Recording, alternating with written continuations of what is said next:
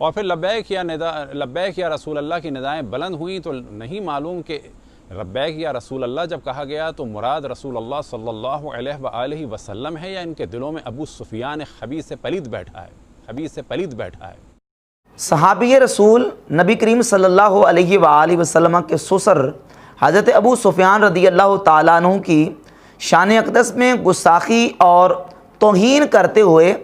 ایک سخت رافضی کٹر شیعہ ذاکر نے سیدنا ابو سفیان رضی اللہ تعالیٰ عنہ کو نعوذ باللہ خبیث اور پلید کہہ کے ان کی ذات پر سب و شتم کیا ہے، جبکہ یہ بات بالکل واضح ہے کہ حضرت ابو سفیان رضی اللہ تعالیٰ عنہ فتح مکہ کے موقع پر اسلام قبول کر کے نبی پاک صلی اللہ علیہ وآلہ وسلم کی صحابیت کے شرف سے مشرف ہوئے۔ اور یہ بات بھی یاد رہے کہ اسلام قبول کرنے سے پہلے کے جو معاملات ہیں، یعنی مسلمانوں کے ساتھ دشمنی، مسلمانوں کے ساتھ لڑائی اور جنگیں کرنا، یہ اپنی جگہ پہ بات مسلم ہے، لیکن اسلام کا یہ اصول اور ضابطہ ہے۔ نبی پاک صلی اللہ علیہ وآلہ وسلم کی حدیث صحیح مسلم میں 321 نمبر حدیث ہے کہ ان الاسلام یہدم ما کان قبلہ وان الہجرۃ تہدم ما کان قبلہ۔ جو بندہ اسلام قبول کر لے تو اسلام اس کے سابقہ تمام گناہوں کو مٹا دیتا ہے، اور جو اللہ کی راہ میں اپنا گھر بار چھوڑ کے چلا جائے، ہجرت کر جائے، تو اس ہجرت کی برکت سے اللہ تبارک و تعالیٰ اس کے سابقہ تمام گناہوں کو مٹا دیتا ہے۔ تو ابو سفیان رضی اللہ تعالیٰ عنہ اسلام قبول کرنے سے پہلے مسلمانوں کے ساتھ دشمنی اور جنگیں کرنا، یہ بات بالکل ان کی مسلمہ ہے، سنی شیعہ سب مانتے ہیں۔ لیکن جب انہوں نے نبی پاک صلی اللہ علیہ وآلہ وسلم کا کلمہ پڑھ کے اسلام قبول کر لیا اور نبی پاک صلی اللہ علیہ وآلہ وسلم کی صحابیت کے شرف سے مشرف ہوئے، نبی پاک علیہ الصلوۃ والسلام کے سسر ہونے کا بھی انہیں مرتبہ اور درجہ حاصل ہے، اور سرکار دو عالم صلی اللہ تعالی علیہ وآلہ وسلم نے فتح مکہ کے موقع پر انہیں یہ فضیلت عطا فرمائی۔ صحیح مسلم کی 4622 نمبر حدیث ہے، فرمایا من داخل دار ابی سفیان فہو آمن، جو ابو سفیان کے گھر میں داخل ہو گیا پس وہ امن والا ہو گیا، یعنی ابو سفیان کے گھر میں داخل ہونے والے کو نبی پاک صلی اللہ علیہ وآلہ وسلم نے امن عطا فرمایا۔ یہ فتح مکہ کے موقع پر انہیں شرف اور فضیلت بھی عطا کی، اور نبی کریم صلی اللہ علیہ وآلہ وسلم نے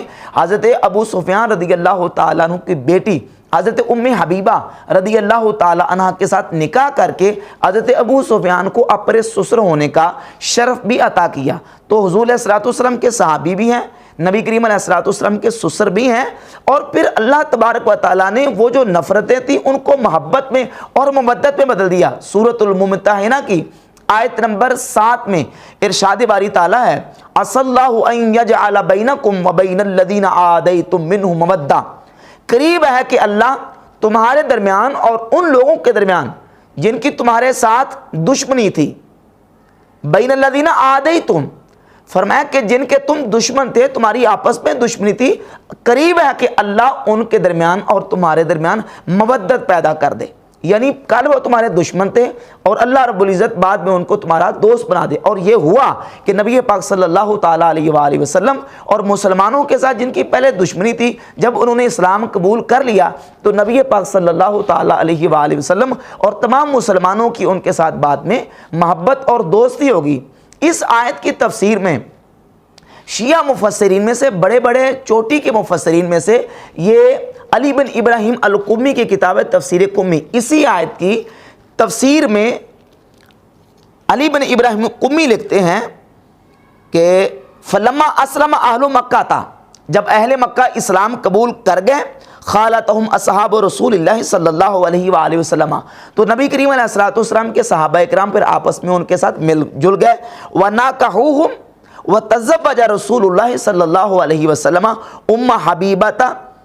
حبیبہ بنت ابی سفیان ابن حرب، نبی پاک صلی اللہ علیہ وآلہ وسلم نے پھر ام حبیبہ بنت ابی سفیان کے ساتھ نکاح کیا۔ تو نبی کریم علیہ الصلوۃ والسلام نے فتح مکہ کے موقع پر ان کے ساتھ جو ہے وہ مودت قائم کی اس قرآن کی آیت کی روشنی میں، اور اسی بات کو فتح اللہ کاشانی نے اپنی کتاب تفسیر منہج الصادقین میں اس آیت کی تفسیر میں، اور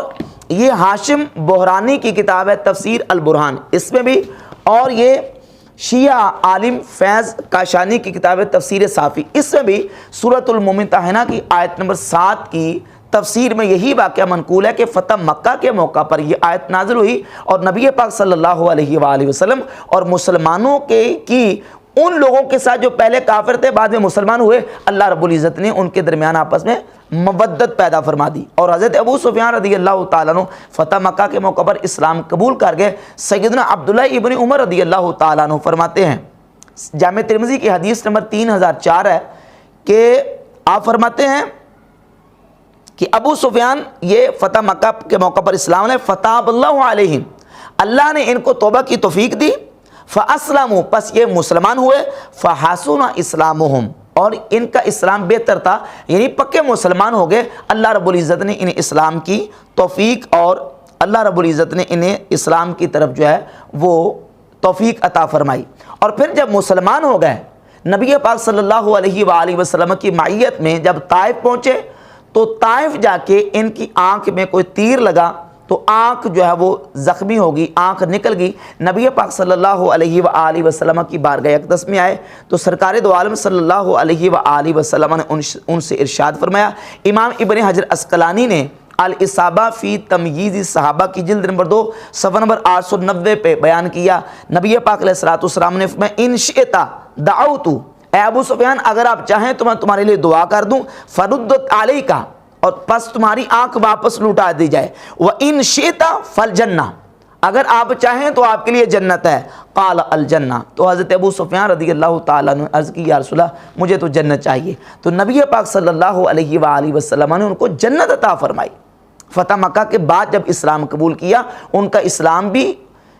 بہتر اسلام تھا، یعنی پکے مسلمان ہو گئے، اور پھر راہ خدا میں قتال بھی کیا اور اللہ کی راہ میں انہوں نے جہاد کا شرف بھی حاصل کیا، اور نبی پاک صلی اللہ علیہ وآلہ وسلم نے انہیں جنت کی خوشخبری بھی عطا فرمائی۔ اور پھر سند صحیح کے ساتھ امام ابن حجر عسقلانی فرماتے ہیں کہ اس کو امام یعقوب بن سفیان نے اور ابن سعد نے اپنی کتاب میں سند صحیح کے ساتھ نقل کیا کہ جنگ یرموک میں حضرت ابو سفیان رضی اللہ تعالیٰ عنہ کی دوسری آنکھ بھی جو ہے وہ اللہ کی راہ میں جہاد کرتے ہوئے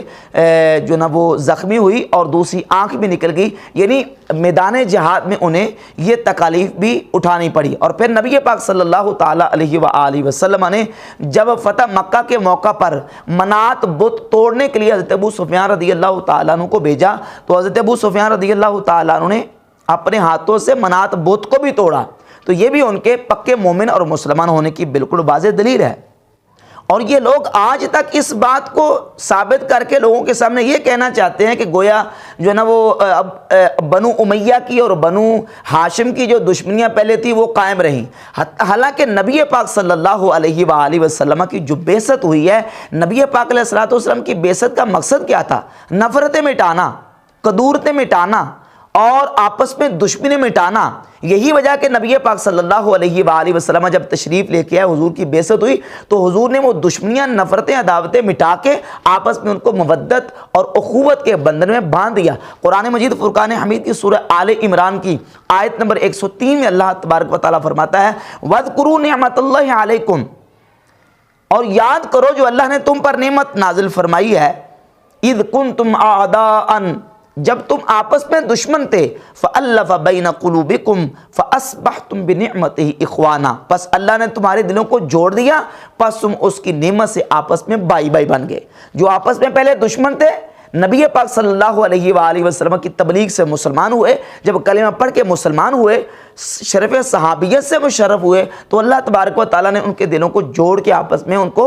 بائی بائی بنا دیا۔ اور یہ لوگ آج تک نعوذ باللہ یہ ثابت کرنے کی ناپاک جسارت کر رہے ہیں کہ نعوذ باللہ نبی کریم علیہ الصلوۃ والسلام اپنے مشن میں اور اپنے مقصد میں علیہ باللہ کامیاب نہیں ہو سکے، حالانکہ سرکار دو عالم صلی اللہ علیہ وآلہ وسلم تو اپنے مشن میں مکمل کامیاب ہوئے، اور نبی پاک علیہ الصلوۃ والسلام نے نفرتیں، عداوتیں، دشمنیاں مٹا کر آپس میں مسلمانوں کو بائی بائی بنا دیا۔